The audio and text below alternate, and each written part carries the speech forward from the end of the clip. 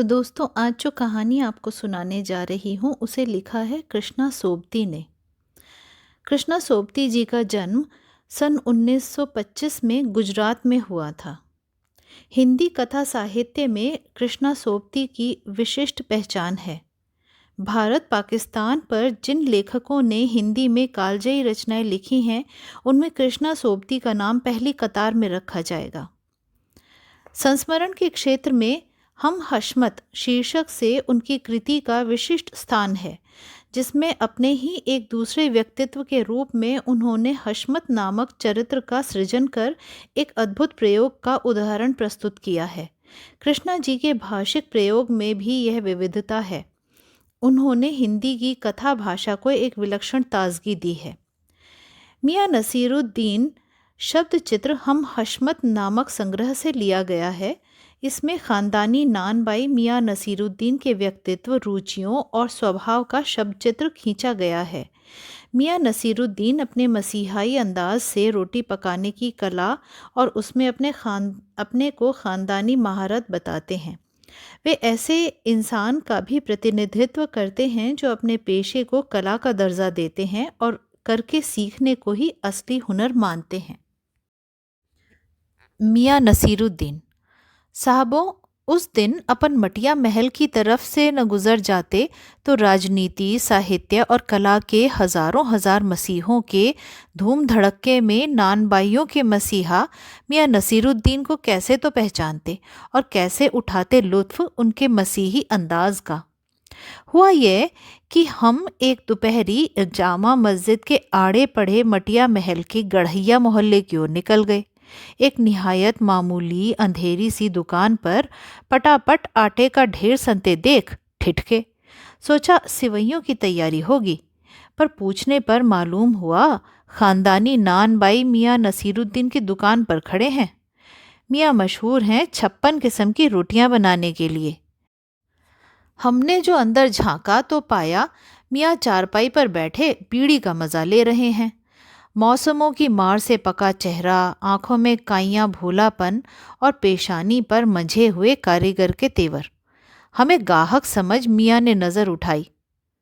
فرمائیے، جھجک کے ساتھ کہا، آپ سے کچھ ایک سوال پوچھنے تھے، آپ کو وقت ہو تو؟ میاں نصیر الدین نے پنچ ہزاری انداز سے سر ہلایا۔ نکال لیں گے وقت تھوڑا، پر یہ تو کہیے آپ کو پوچھنا کیا ہے؟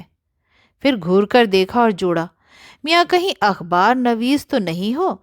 یہ تو کھوجیوں کی خرافات ہے۔ ہم تو اخبار بنانے والے اور اخبار پڑھنے والے دونوں کو ہی نٹھلا سمجھتے ہیں۔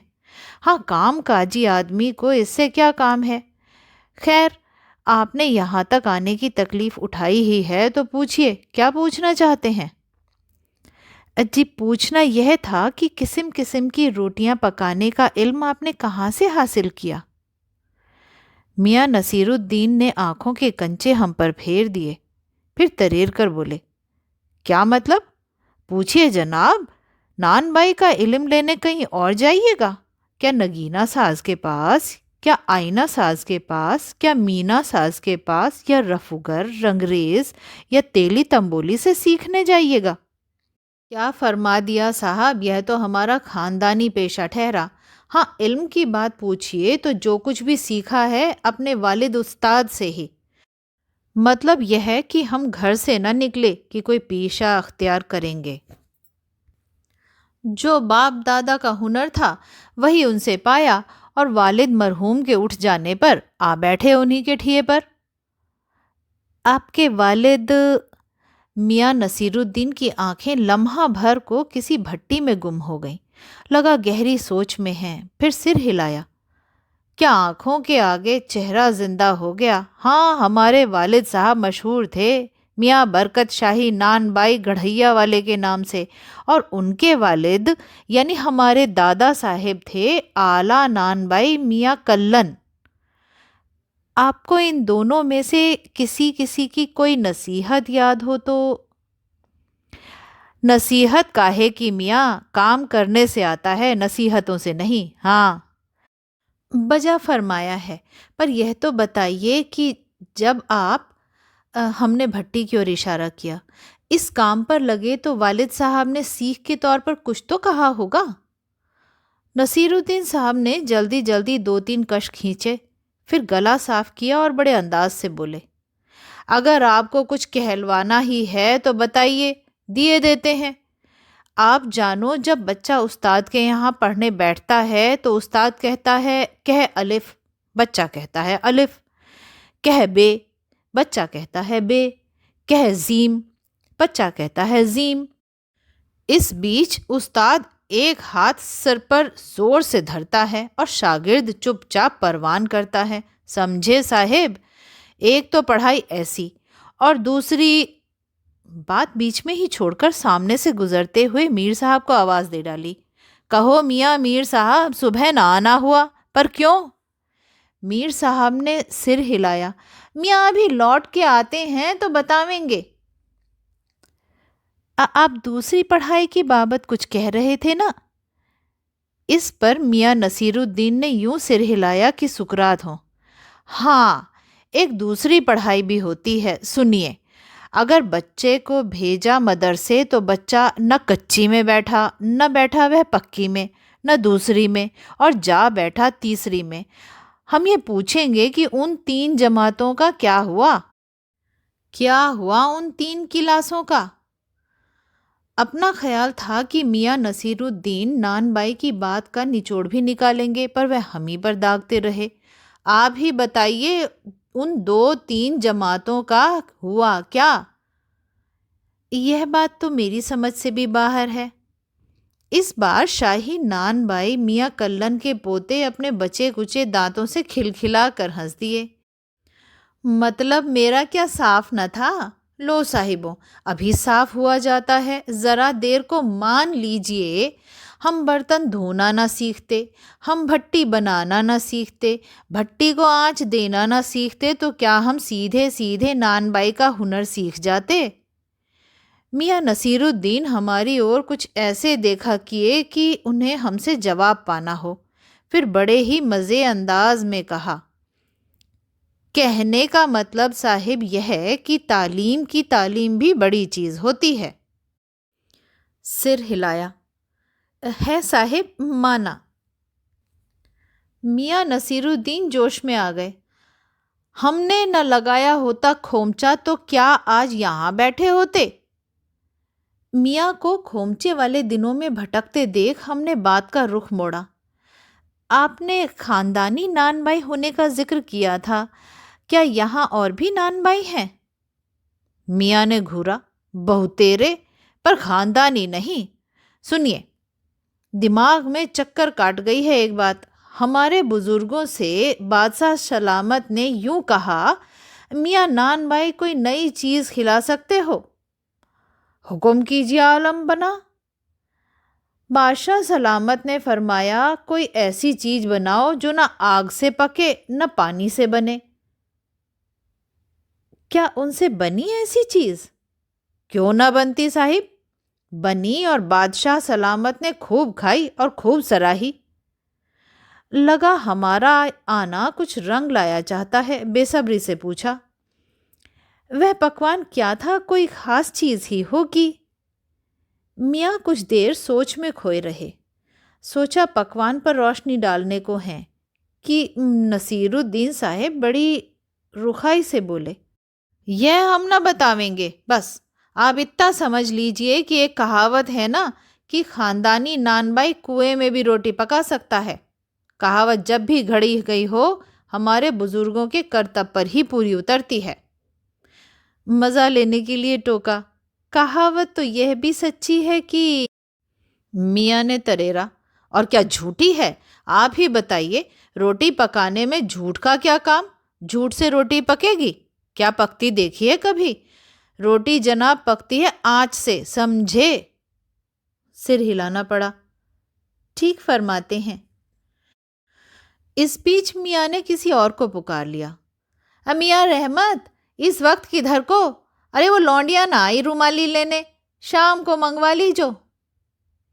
میاں ایک بات اور آپ کو بتانے کی زحمت اٹھانی پڑے گی۔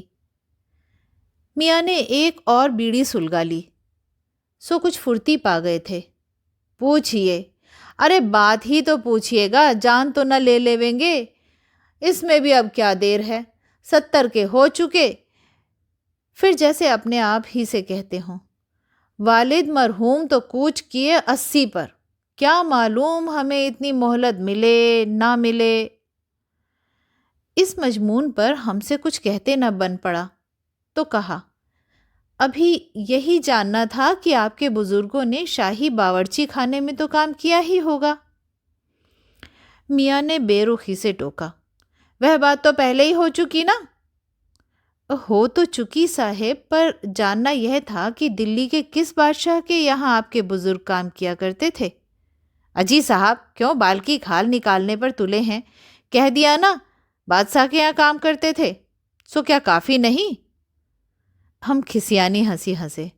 ہے تو کافی، پر ذرا نام لے لیتے تو اس وقت سے ملا لیتے۔ وقت سے ملا لیتے خوب، پر کسے ملاتے جناب آپ وقت سے؟ میاں ہنسے جیسے ہماری کھلی اڑاتے ہوں۔ وقت سے وقت کو کسی نے ملایا ہے آج تک؟ خیر پوچھئے کس کا نام جاننا چاہتے ہیں؟ دلی کے بادشاہ کا ہی نا، ان کا نام کون نہیں جاتا؟ جہاں پناہ بادشاہ سلامت ہی نا۔ کون سے؟ بہادر شاہ ظفر کی؟ میاں نے کھینچ کر کہا۔ پھر الٹ پلٹ کر وہی بات، لکھ لیجئے بس یہی نام۔ آپ کو کون بادشاہ کے نام چٹھی رکا بھیجنا ہے کہ ڈاک کھانے والوں کے لیے صحیح نام پتہ ضروری ہے؟ ہمیں بٹر بٹر اپنی طرف دیکھتے پایا تو سر ہلا کر اپنے کاریگر سے بولے، ارے او ببن میاں، بھٹی سلگا دو تو کام سے نپٹیں۔ یہ ببن میاں کون ہے صاحب؟ میاں نے رخائی سے جیسے پھانک ہی کاٹ دی ہو۔ اپنے کاریگر ہیں، اور کون ہوں گے؟ من میں آیا پوچھ لیں کہ آپ کے بیٹے بیٹیاں ہیں، پر میاں نصیر الدین کے چہرے پر کسی دبے ہوئے اندھڑ کے آثار دیکھ کر یہ مضمون نہ چھیڑنے کا فیصلہ کیا۔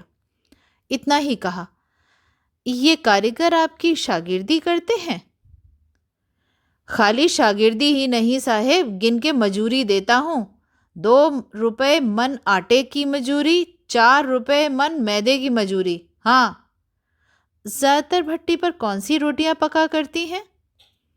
میاں کو اب تک اس مضمون میں کوئی دلچسپی باقی نہ رہی تھی، پھر بھی ہم سے چھٹکارا پانے کو بولے، باکر خانی، شیر مال، تافتان، بیسنی، خمیری، رومالی، گاؤ، دیدہ، گازے بانی، تنکی۔ پھر تیور چڑھا کر ہمیں گھور کر کہا، تنکی پاپڑ سے بھی زیادہ مہین ہوتی ہے، مہین۔ ہاں کسی دن کھلائیں گے آپ کو۔ ایک میاں کی آنکھوں کے آگے کچھ کوند گیا، ایک لمبی سانس بھری اور کسی گم شدہ کی یاد کو تازہ کرنے کو کہا، اتر گئے وہ زمانے اور گئے وہ قدردان جو پکانے کھانے کی قدر کرنا جانتے تھے۔ میاں اب کیا رکھا ہے، نکالی تندور سے، نگلی اور ہضم۔ تو دوستو یہی تھی آج کی کہانی۔